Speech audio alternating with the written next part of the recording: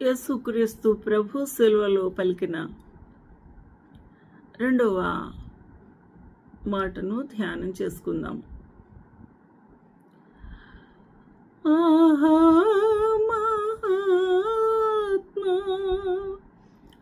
శరణ్య విమోచక ద్రోహరహిత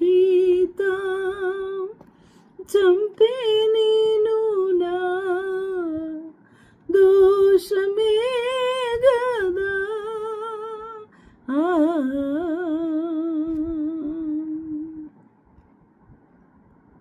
నీవు నాతో పరదైసునా నేడే ఉందు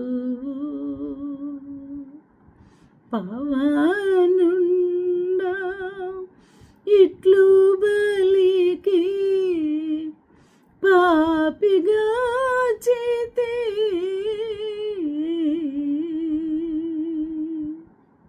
ఆహా మహాత్మా శరణ్య విమోచక. యేసుక్రీస్తు ప్రభు ఆ యొక్క గొల్గతా శిఖరంపై నేరస్తుడుగా అన్యాయపు తీర్పు తీర్చి గొల్గతా కొండ మీద దిగవేసి ఉన్నారు. ఆ గొల్గతా కొండలో ఇరువైపులా నేరస్తులను కూడా పట్టి వారిని కూడా ప్రభువుతో కూడా శిక్ష వేసి ఉన్నారు. ఈ యొక్క విషయాన్ని మనం అర్థం చేసుకున్నప్పుడు ఈ చుట్టూ ఉన్న ప్రజలు, సైనికులు, రోమీయులు మరియు యెరూషలేము వాసులు, జనసమూహము,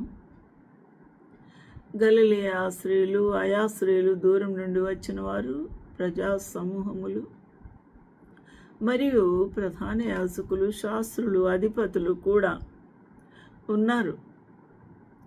ఇందులో వారి వారి రీతిలో వారికి వచ్చినట్టు ఎవరు మట్టుకు వారు అపహాస్యము చేస్తూ ఉన్నారు. నువ్వు క్రీస్తు కదా అని యేసుక్రీస్తు ప్రభువును ఎత్తి పొడుస్తూ ఉన్నారు.